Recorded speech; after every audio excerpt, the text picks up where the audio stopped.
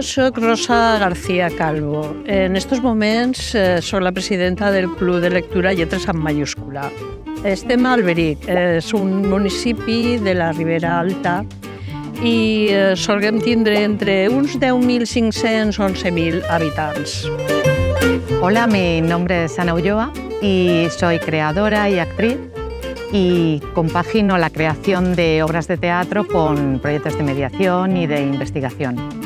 Este taller se llama La memoria de los objetos. ¿Qué historias se esconden detrás de tus objetos? Les escribo una carta donde les explico qué es lo que vamos a hacer para que se familiaricen y no vengan con nervios ni con nada, sino que sea un proceso que ya empiece antes del taller.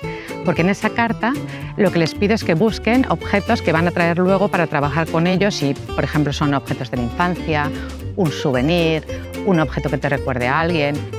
O sea, ya empiezan ese trabajo de encuentro con esas historias que luego van a ser lo que vamos a trabajar.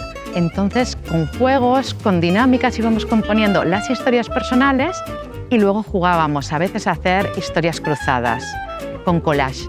Cada una iba componiendo y encontrando su propia voz, su narrativa y ha sido muy fácil. No importa que sean personas del teatro o personas de la calle, creo que el tema de los objetos y de la memoria nos toca a todas, entonces ha sido divertidísimo.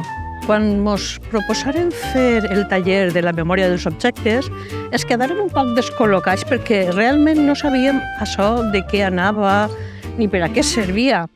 Però ja finalitzant el taller te puc dir que hem gaudit d'ell. Han sigut unes experiències meravelloses.